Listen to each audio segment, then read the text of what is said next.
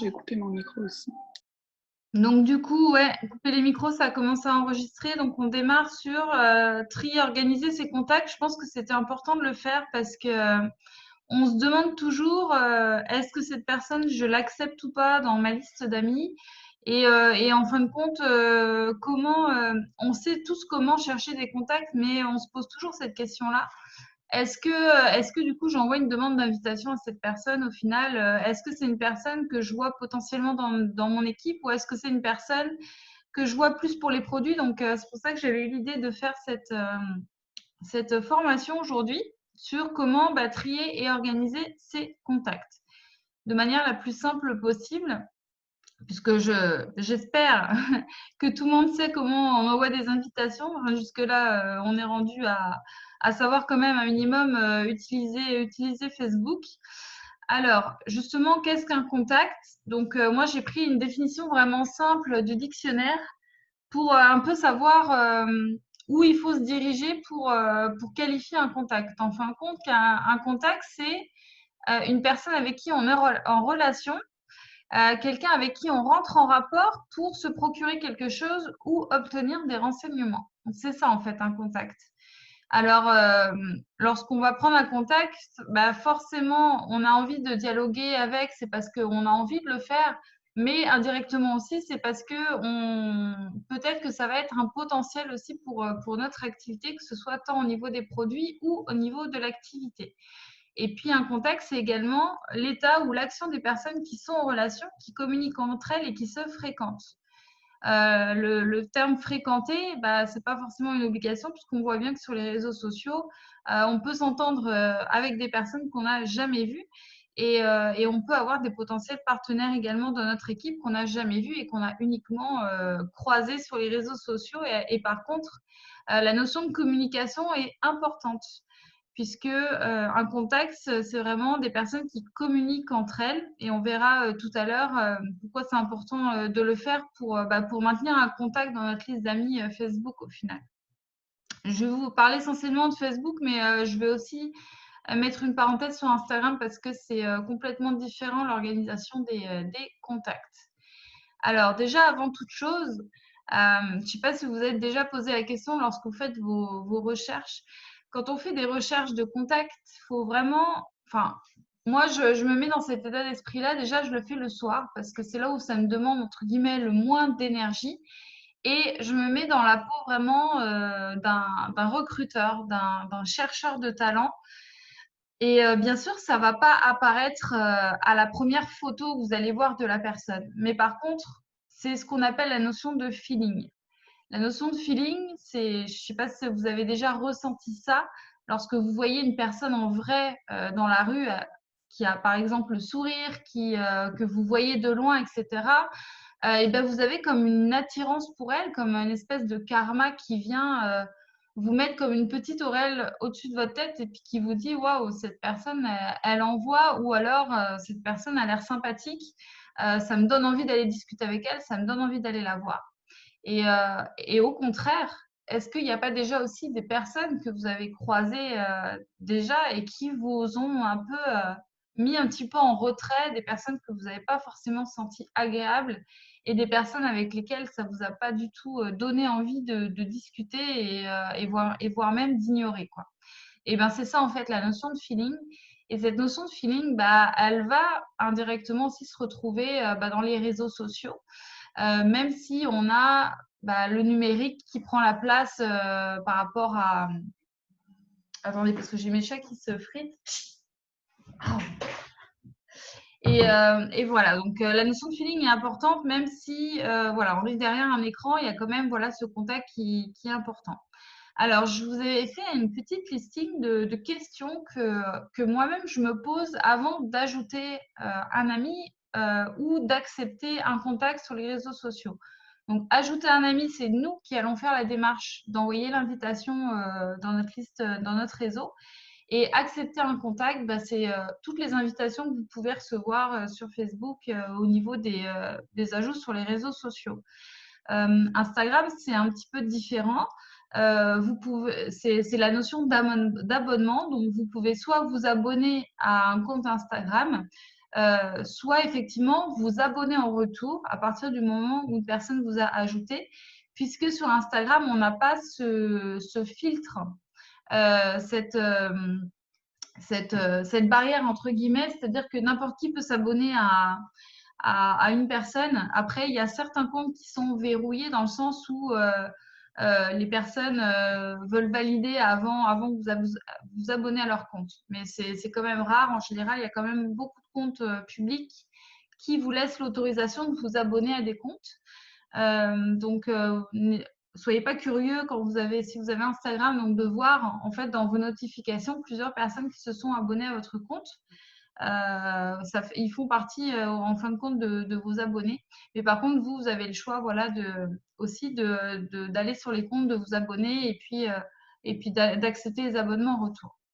Alors, donc les premières questions à se poser, c'est relatif à tout ce qui va être photo de profil, photo de couverture. Forcément, la première chose qu'on regarde quand on cherche des contacts que ce soit sur Facebook ou Instagram, bah, c'est la photo de profil et la photo de couverture. C'est pour ça qu'on vous dit toujours, nous-mêmes, il faut vraiment avoir une belle photo de profil, une belle photo de couverture qui nous représente. Parce que, à l'inverse, nous, la première chose qu'on va regarder, bah, c'est de voir les photos des personnes. Plusieurs questions à se poser. Moi, je me demande toujours, OK, cette personne, la photo, elle me plaît. Est-ce qu'elle est attirante? Est-ce que la personne sourit? Est-ce que ça représente une personne? Est-ce que ça représente ses valeurs? Peut-être que la personne s'est prise en photo, je ne sais pas, avec son chien, donc elle doit aimer les animaux, donc c'est une valeur qui me correspond.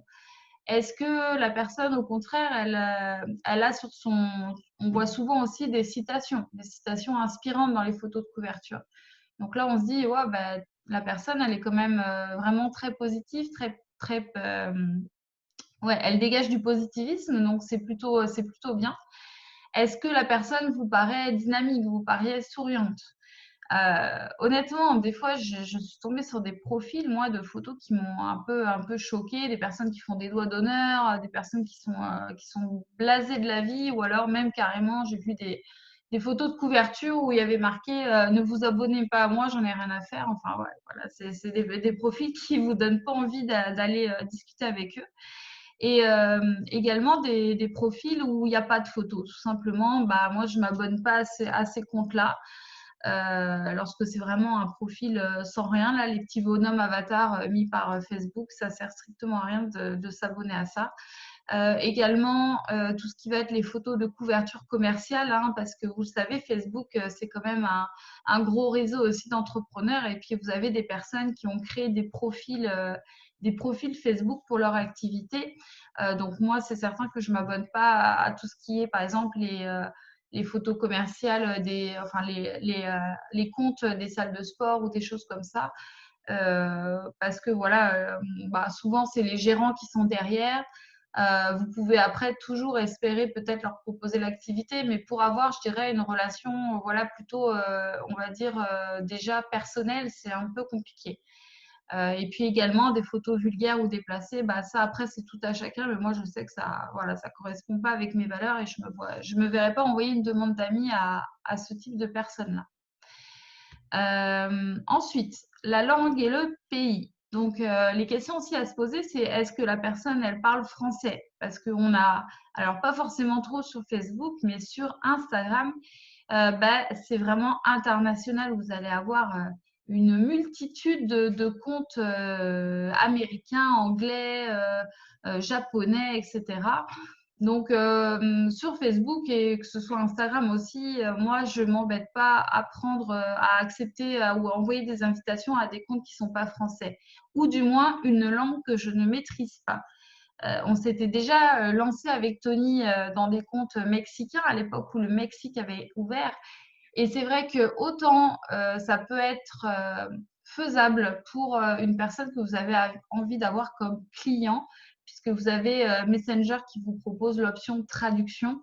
Mais par contre, si vous visez un partenaire d'équipe, s'il vous le faut le coacher, etc., c'est certain que vous vous lancez un challenge supplémentaire alors qu'il y a tellement de personnes en France qui veulent avoir l'activité, quoi. Donc, vous embarquez pas là-dedans, vous allez peut-être perdre plus de temps à essayer de traduire pour que la personne puisse vous comprendre, à rentrer dans votre équipe ou quoi, plutôt que proposer l'activité à d'autres personnes qui sont vraiment en attente et qui parlent la même langue que vous. Et puis également, la question à se poser, c'est est-ce qu'elle habite dans un pays couvert par Eatworks?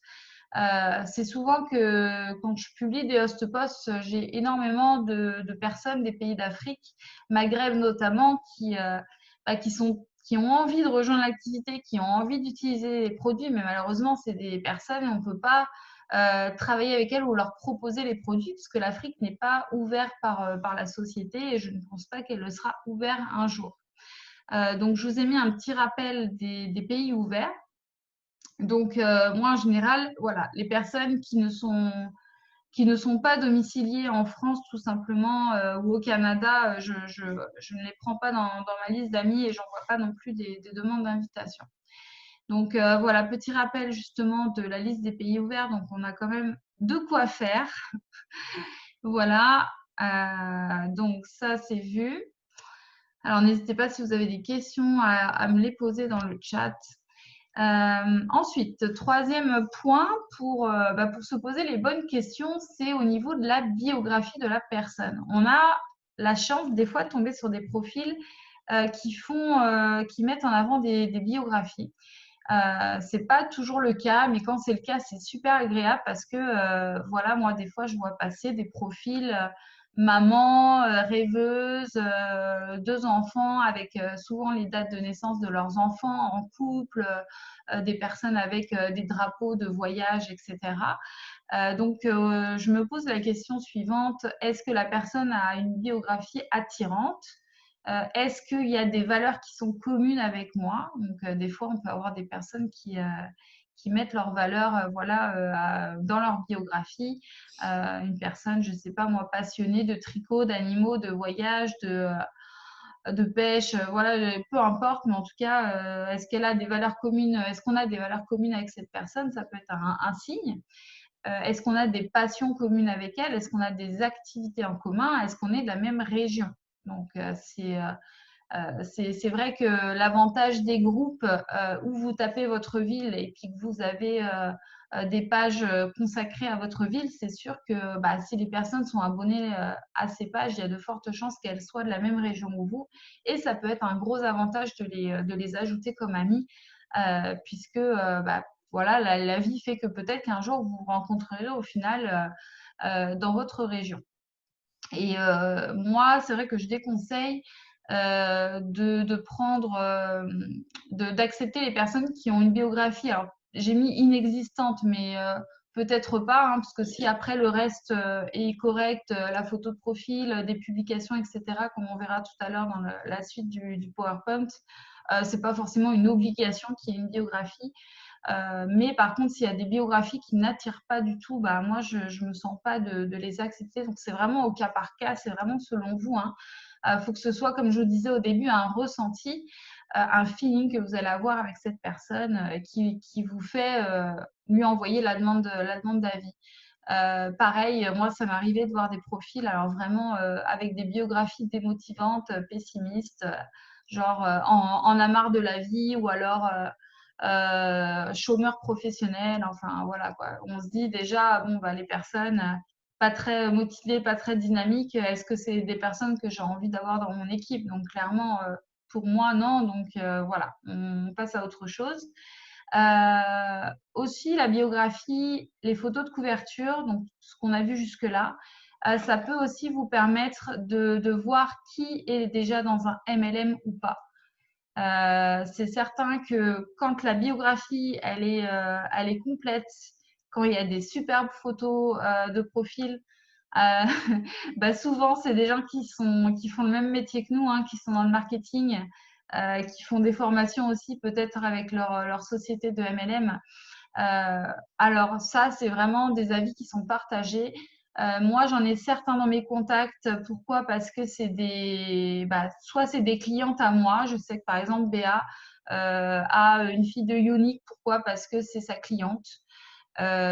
Également, moi-même qui est cliente de MLM, hein, parce que j'utilise voilà, le maquillage Ionic, donc j'ai certaines personnes qui sont chez Ionic dans mon réseau. Pareil, Tupperware, j'ai Mona aussi, Mona pour les produits cheveux. Mais je n'ai aucune personne, par exemple, de Herbalife ou de Club W, par exemple.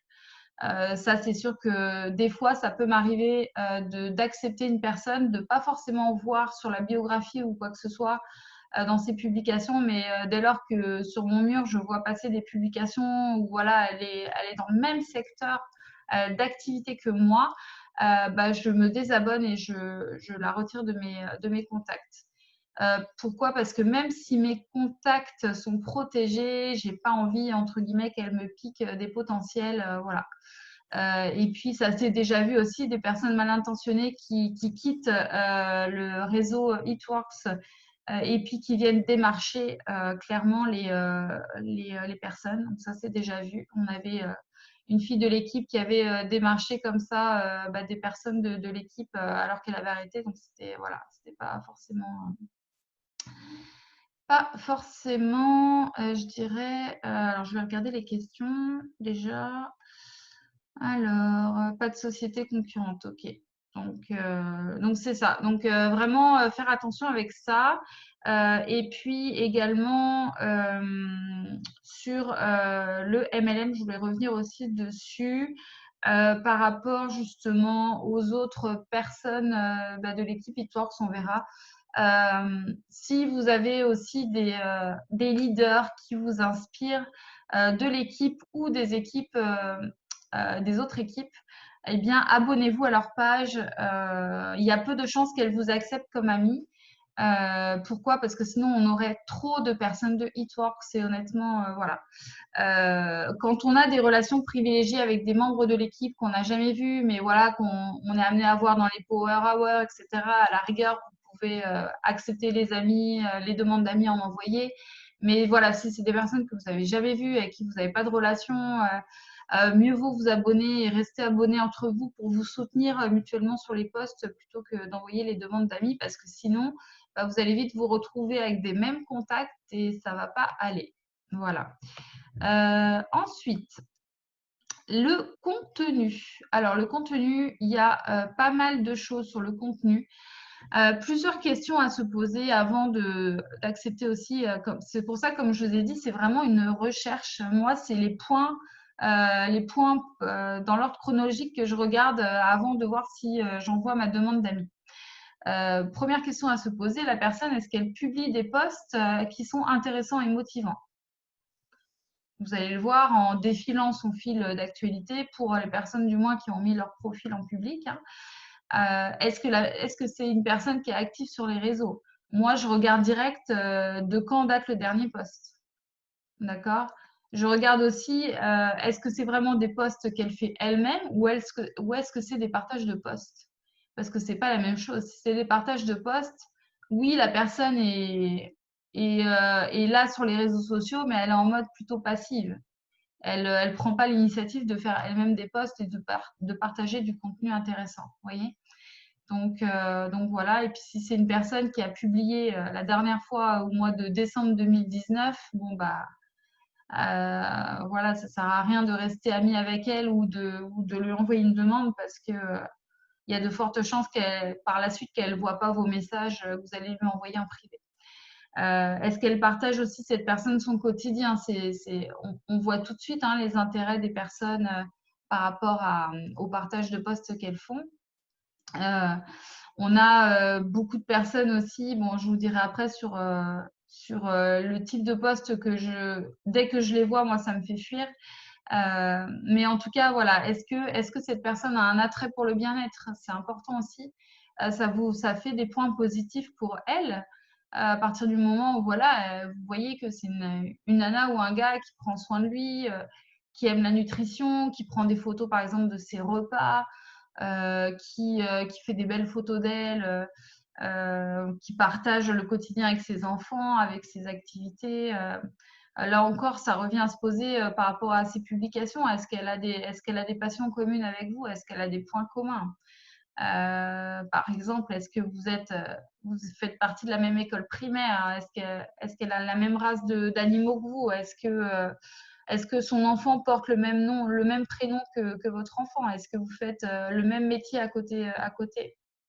Donc voilà, il y a plein de choses qui peuvent voilà, vous attirer et puis vous dire, ah bah tiens, c'est peut-être pas anodin que je sois tombée sur son profil.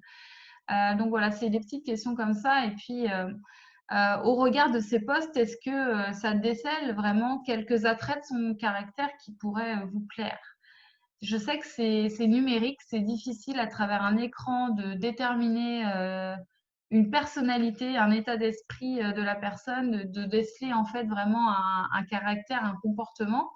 Mais voilà, il y a certaines choses qui trompent pas. Et puis, c'est pour ça, d'où l'intérêt de connaître aussi l'avatar. Donc ça, je vous invite à regarder les formations qu'on a fait avant sur l'avatar de votre potentiel distributeur avec qui vous avez envie de travailler, parce que c'est important.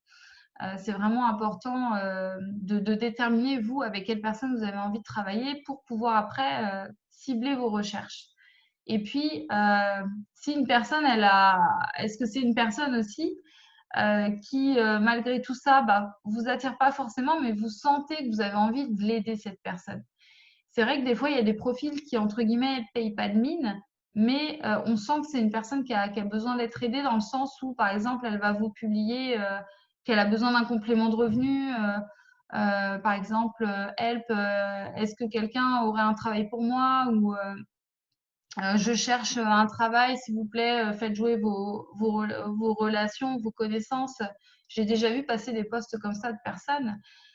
Ou alors, si c'est une personne qui souhaite passer plus de temps avec ses enfants, les posts typiques où vous voyez marqué ouf, bientôt la fin de la semaine, ou super, déjà les vacances pour moi, j'en avais besoin. Vous voyez? Et c'est des petits trucs comme ça qui doivent vous alerter, puis qui doivent vous dire, ah bah ouais, mais c'est pas anodin que cette personne, peut-être qu'elle en a marre de son travail, etc. Donc, ou alors tout simplement une personne qui a besoin de nouveaux challenges, hein. C'est vrai qu'une personne peut être très bien dans son travail, mais elle peut aussi avoir l'envie de développer quelque chose. Donc, voilà, le type de poste, moi, qui me donne pas forcément envie d'ajouter la personne, c'est par exemple tout ce qui est les partages de chaînes, de jeux, quand il n'y a que ça sur le mur des personnes.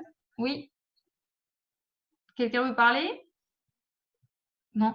Ouais, donc voilà, quand il n'y a que ça sur le mur des personnes, bah, c'est sûr que c'est lourd. Ça peut être voilà, de temps en temps les jeux, les chaînes, mais il y a des profils vraiment où il n'y a que ça et c'est certain que vous n'allez pas pouvoir voilà, créer forcément un lien, etc. avec ça. Pareil, si vous faites des demandes de poste, des host posts à des personnes voilà, qui partagent que des jeux, que des chaînes, je ne suis pas sûre que vous allez avoir un grand résultat. Pareil, une personne qui est toujours dans la plainte, qui partage toujours des débats sur des problèmes de société. À un moment donné, on avait des personnes qui publiaient que ça, que des trucs sur les gilets jaunes, que des trucs sur le corona. Donc, non, nous, on a envie, voilà, on est une équipe positive, on a envie de dynamisme, on a envie de positivisme, donc il faut s'entourer de gens positifs. Alors, ensuite, la dernière, enfin, l'une des catégories aussi que je regarde, c'est au final la liste d'amis de la personne. Est-ce que cette personne, elle a un gros réseau? Est-ce que c'est une personne qui a, voilà, qui a plus de 50 amis? Pour moi, alors, c'est propre à chacun de déterminer si la personne a un gros réseau.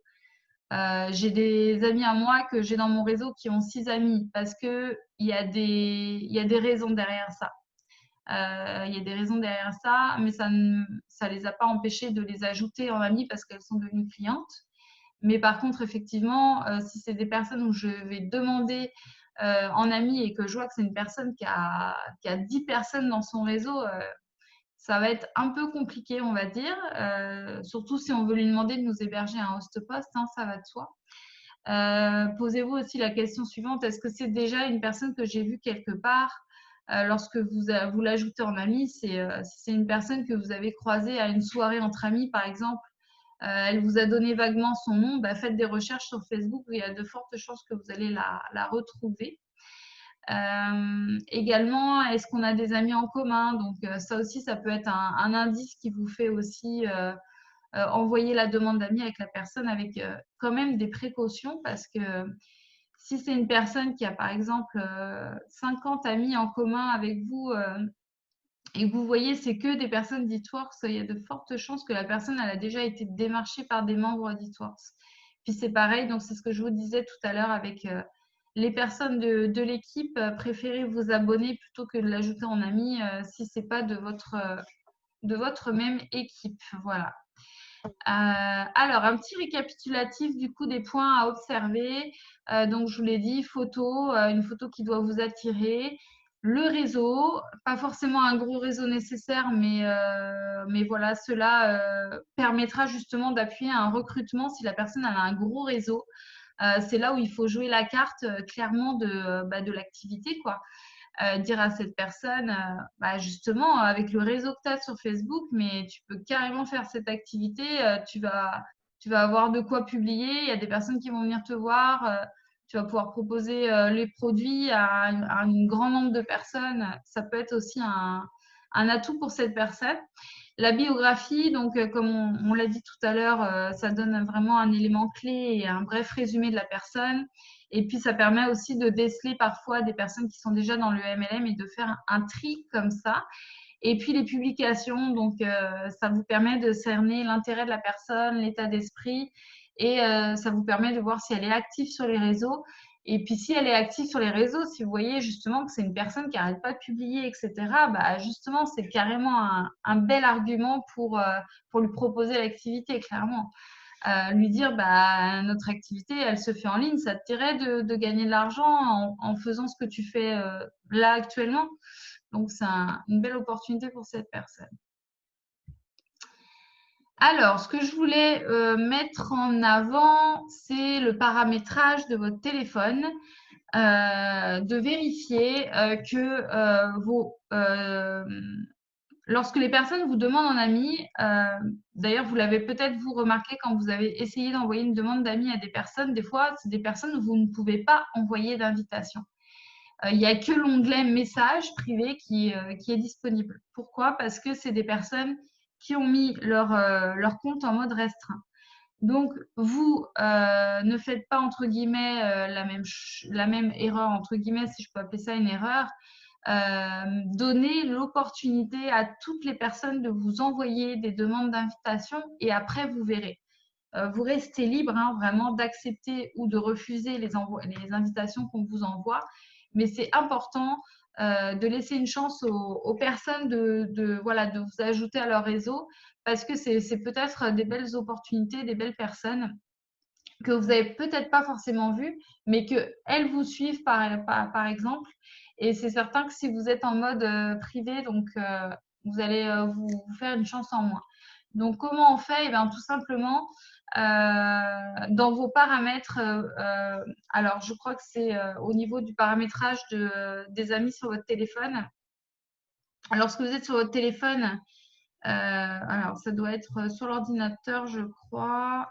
Ouais, ça doit être sur l'ordinateur lorsque vous allez dans votre liste d'amis. Ils vont vous demander de sélectionner le mode et il faut mettre mode public. Voilà, pour pouvoir donner cette opportunité-là. Je l'expliquais, ouais, je l'expliquais après. Donc, depuis l'ordinateur, l'onglet Amis, ensuite vous allez dans Paramètres et puis vous sélectionnez tout le monde. Comme ça, les personnes vont pouvoir venir vous envoyer des demandes d'invitation. Alors, maintenant, comment organiser ces contacts? Donc, comment organiser sur ces contacts? Alors, toujours depuis l'ordinateur, c'est ça la différence avec le téléphone. C'est pour ça que des fois, c'est bien aussi de travailler depuis un ordi. À gauche, lorsque vous êtes sur votre Facebook, vous allez avoir un onglet qui s'intitule Liste d'amis. Et en fait, Facebook vous donne l'opportunité de pouvoir créer des listes pour classer vos amis Facebook. Donc là, vous allez pouvoir faire des listes et les nommer comme vous voulez et puis y déplacer les membres. Donc, je sais par exemple qu'il y a certaines personnes qui font des listes intitulées clients. Donc là, vous pouvez glisser le nom de tous vos clients donc dans les membres, ce qui fait que vous allez retrouver plus facilement vos contacts, par exemple pour faire des relances, etc. Vous allez pouvoir retrouver plus facilement vos contacts et puis leur envoyer des messages. Si vous voulez travailler comme ça, en tous les cas, en termes numériques, et donc voilà, depuis l'ordinateur, je précise parce qu'on n'a pas cette option avec le téléphone. Donc là, vous allez retrouver cet onglet-là depuis l'ordinateur. Comment retrouver facilement vos contacts sur Facebook? Alors là, pour le coup, vous pouvez le faire depuis votre téléphone. Vous allez dans l'onglet Menu. Donc, menu, c'est les trois petits traits à droite de votre téléphone. Vous allez dans l'onglet Amis. Voilà. Et vous allez avoir sur la droite, voir donc tous les amis. Pardon, vous allez avoir un onglet à droite tous les amis. Et vous allez voir sur cet onglet-là, si vous cliquez dessus, tous les amis, juste à droite, il y a trier. Et lorsque vous mettez trier, eh bien, il va vous proposer par défaut amis les plus récents d'abord et amis les plus anciens d'abord. Et là, ça va vous classer tous vos amis par ordre chronologique ou dans le sens inverse. Et ça peut être bien ça lorsque vous avez fait, lorsque par exemple vous êtes en retard pour envoyer vos premiers messages de contact, par exemple à tous vos derniers amis que vous avez ajoutés et qui ont accepté votre envoi d'invitation, et bien pour les retrouver facilement. Par exemple, si vous faites trier avec amis les plus récents d'abord, bah, ça montrera vos derniers amis qui ont été ajoutés. Et là, vous pouvez facilement les retrouver et leur envoyer un message de présentation si vous avez oublié de le faire. Et puis, pareil, si vous faites par exemple trier et amis les plus anciens d'abord, bah, ça permet finalement peut-être d'aller jeter un œil sur ces profils, puis de voir les personnes que vous connaissez depuis longtemps, qui sont longtemps amis avec vous, puis de voir, voilà, de prendre des nouvelles, d'envoyer un message pour voir comment ça va et puis de recréer du lien comme ça. Parce que ça se trouve, ça fait très longtemps que vous n'avez pas discuté avec ces personnes-là. Donc ça, c'est une petite astuce qu'il est bien de savoir. Ensuite, là, si vous ne voulez pas travailler avec le numérique, mais vous voulez quand même organiser vos contacts, eh bien tout simplement, Tony avait fait une formation pour vous montrer comment on importait la liste d'amis Facebook sur un fichier Google ou Excel. Alors, moi, Excel, j'aime pas du tout, donc c'est un fichier Google qu'on a fait avec Tony qui est sur notre ordinateur, qui nous permet voilà, d'avoir pu importer notre liste Facebook par ordre chronologique. Donc, ça, c'est super parce que du coup, on a pu faire un fichier qu'on a organisé comme on voulait avec une colonne pour les contacts, une colonne pour savoir si la personne avait répondu, une colonne pour savoir si la demande HAP avait été envoyée. Donc, HAP, c'est host-post. Donc, ça nous a permis d'organiser comme ça. Et puis, bah, si vous voulez savoir comment la faire, je vous invite justement à retrouver la formation de Tony et il vous explique tout. C'est hyper simple, franchement. Puis même sur YouTube, vous avez le lien d'une leader qui explique comment on fait. Ensuite, important pour trier et organiser vos contacts, eh bien, une fois par semaine, important, c'est penser à retirer vos envois d'invitation qui n'ont pas été acceptés sur Facebook. Parce que du coup, ça plombe l'algorithme. Pourquoi? Parce que Facebook, il va voir en fait que vos envois d'invitation n'ont pas été acceptés et puis ils vont se dire « Ah, mais du coup, cette personne, elle n'est pas forcément beaucoup aimée, elle n'est pas forcément beaucoup suivie, elle envoie beaucoup de demandes, mais il n'y a personne qui l'accepte. » Donc, c'est important une fois par semaine d'aller sur votre liste d'amis Facebook. Vous allez avoir à un moment donné, alors je crois qu'on peut le faire depuis l'ordinateur seulement. En fait, dans la liste d'amis, il y a marqué dernières invitations envoyées et puis vous avez le listing de toutes les invitations que vous avez faites. Et moi, je vous invite une fois par semaine à faire le tri, à les retirer tous, à faire supprimer et puis au besoin à relancer l'invitation. Mais en tous les cas, il faut, voilà, il faut le faire parce que au bout d'un moment, ça va s'accumuler. Et si vous en avez trop, ça va faire baisser votre algorithme. Donc, voilà ce qu'il en est de cette formation. Donc, je vais arrêter du coup l'enregistrement et je vous souhaite donc une belle journée pour celles qui regardent la rediffusion. Et puis, nous, on va prendre les questions juste après dans le chat. Alors, je vais arrêter, suspendre, arrêter.